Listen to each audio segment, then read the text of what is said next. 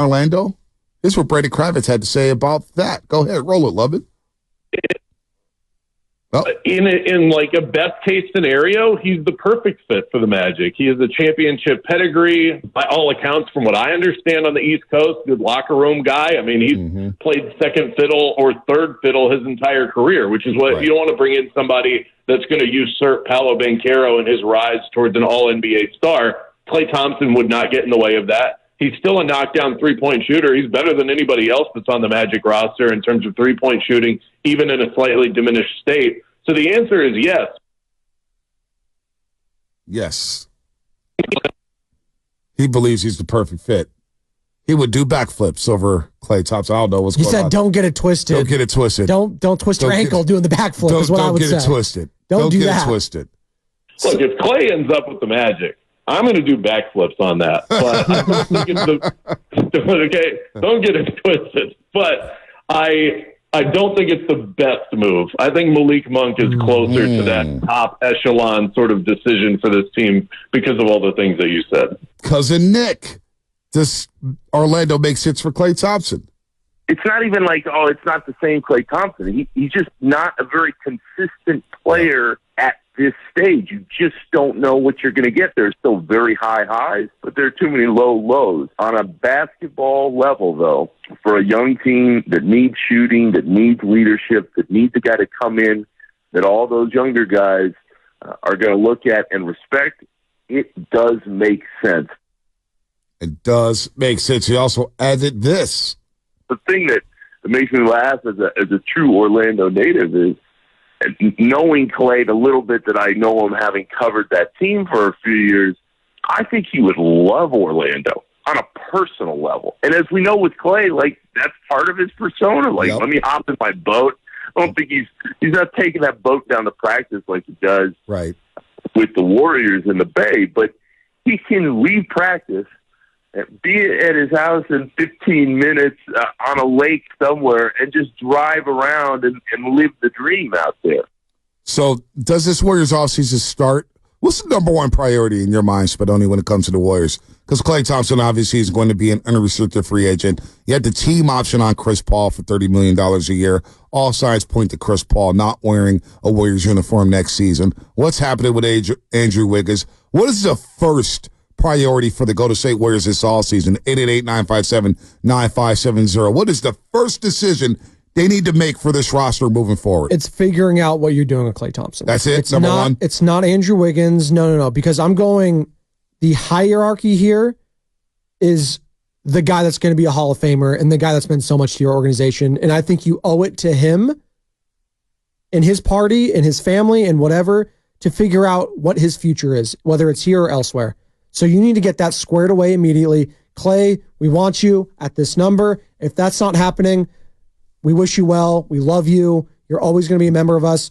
But you have our blessing. Go ahead and move on, move elsewhere. Stuff like that is what needs to happen. That's your number one priority? Correct. Dub Nation, 888-957-9570. We've got a lot of good calls today about the development, about Kuminga, Moody, what to do with Klay Thompson. But what is the number one priority? I don't think we've asked a question on this show, per se.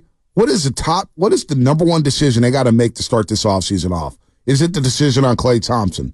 Is it the decision on CP3?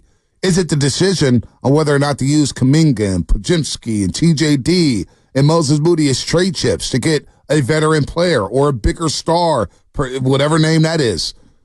Is it moving off of Andrew Wiggins? Is it having a conversation with Steph Curry saying, hey, Steph, what do you want to do? What is the number one? What's the first thing the Warriors going to do this offseason to get this thing rolling? I'm kind of with you with the Klay decision. Yeah. You got to figure out what to do with Klay. Yeah. Are you committed to Klay Thompson, and at what number? And then after that, then the Andrew Wiggins stuff, then the Chris Paul, and then ultimately, I know the question is, can you get a number two here? I think you've been talking about that all offseason already with Steph Curry. I don't know if Draymond's a part of those discussions or what, because I feel like he's going to be sticking around here. I just don't see them moving off of him. Maybe some fans call and say they should move off of Draymond Green, if that means bringing in another defensive guy. I don't know. But Klay Thompson, because of what he has meant to this organization, I think you owe it to him to figure that out first.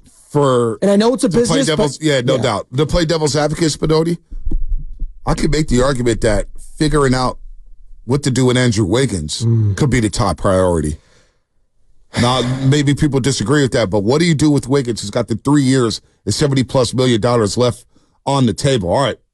Oh, legal. I was just about to do it. I thought you were going to play Phil Mike, Lubin. Look at you. You're paying attention, baby. Look at us. Just it's so simpatico. He's locked in. He's feeling great about that Sharks #1 overall pick. He is feeling Celebrini, good. He's got the down. jersey on. I'm actually looking for jerseys. Mitchell Odess. I need a throwback Sharks jersey. I need one bad. Patrick Marleau. I went to the team store when I was at the last time I was at the Sharks game. I didn't go last season, the season before, and the team store was just packed. I couldn't get anywhere.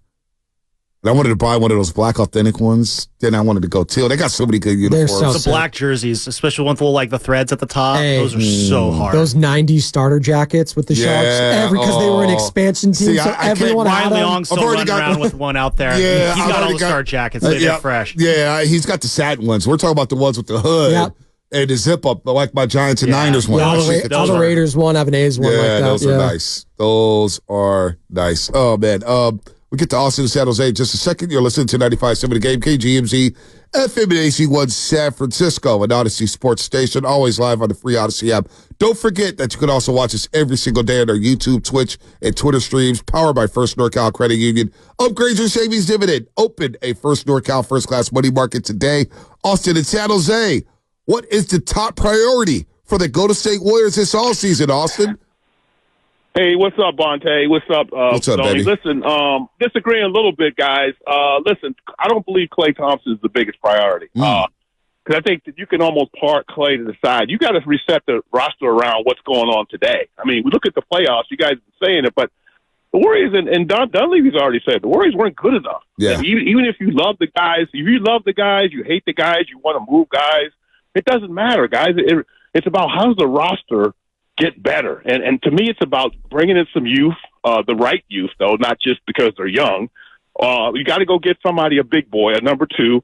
Somebody said earlier that Steph wasn't a number 1. I still think he's a number 1, but he may be a 1A. 1A, if you got a 2, yep. Yeah, if you got a 2, Bonte, then you can still kind of run Klay. You just can't run Steph on the ground. So I think the Klay thing for me, I know this is going to sound bad. We all love Klay and appreciate what he's done. But the reality is that if they re-sign Klay, Bonte, does that really improve the roster? They still going to have to go get another big boy, even if they sign. The last thing is, okay, you re-sign Klay. Now you're committed to that contract. Klay is going to be harder to move the older he gets. So that's why I would be against signing Klay for any length of time. You can get him for 2 years maybe, but anything beyond that, man, I'm not down for good. Go get a big boy. And by the way, I like the guy Kyle Kuzma. I like Ingram. I think Brandon Ingram would be good. Yeah. And DeJounte Murray. Don't sleep on DeJounte Murray, Bonte. I think he'd be a good addition to the team, too, guys. That's all I got. Thanks, I like DeJounte. And maybe Austin is onto something here, Spinotti. It's not necessarily that Steph's the number 1, but he's a 1A, 1B type of guy. Yes. Kind of like KD and Steph. He's part of the tandem. Both of them could have been a top dog. Yes. Both of them could have sacrificed a little bit and be 1A and 1B. That happens. There's a lot of times I think Jaylen Brown looks better than Jason Tatum. Right. LeBron doesn't want to be the true number 1 on the LA Lakers. He tries to go through AD, but he kind of has to. He has to be half the time. He has to. God, the guy's 40 years old and he's still carrying the team on his back. And Steph, for the first time in a long time, kind of had to do the same thing. He had to carry this team, and you saw the wear and tear. It's no joke, man. It's no joke. Jimmy Butler, real quick, we were just talking about him, and we'll get back on the Warriors.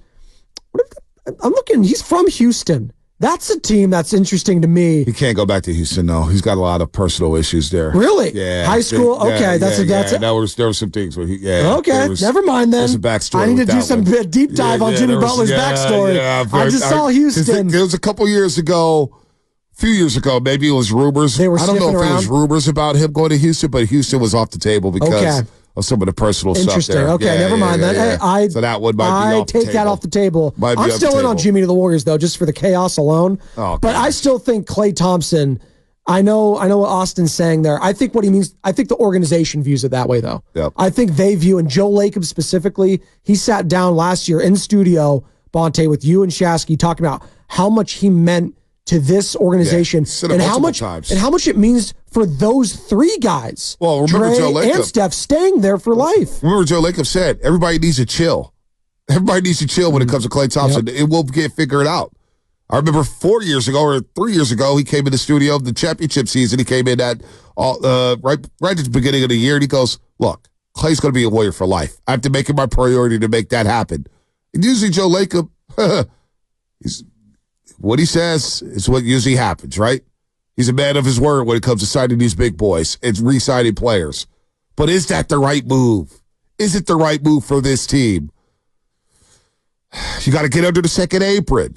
You know, the cap is fickle. You got to get under the second apron somehow. You can't go into the season with a $430+ million payroll and all of a sudden think you can run it back with this payroll that got you 10th place in the Western Conference. You had to slash the payroll while trying to be competitive. It is what it is.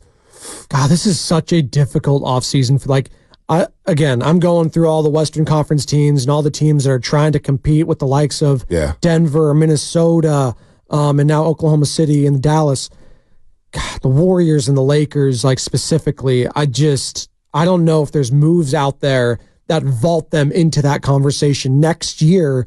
I don't envy Mike Dunleavy or Rob Pelinka and guys like that right now, because you're dealing with superstars that you are trying to maximize right now in markets that are used to winning at the highest level. And you're looking at these young teams being like, I don't know if there's a move out there, but you're going to have to try. That's dabbing into the second apron. I don't know if that's something that Joe Lacob wants to do, but if Steph Curry goes to him, Bonte, and says, you know what? I think we need to go all in and double down because I truly believe that we can win a title in this next year or two. Let's see. Let's hear from Antonio in Oakland. Antonio. Oh, Antonio. What's going on, man? Hey, what's up, you guys? Yeah, I think the most important thing is like asking Stephen Curry what he wants to do, you know. And I love Klay. You know what I'm saying? I got him ranked as the 6th best two-guard of all time, and I know he's very important to the core. You know what I'm saying? But Steph Curry, he's the main guy, man. He's Mount Rushmore basketball player of all time to me. So that's number one. Even number two, I think you got to trade Wiggins. For a start, I got to be the number 2, and then Klay's probably 3 to me.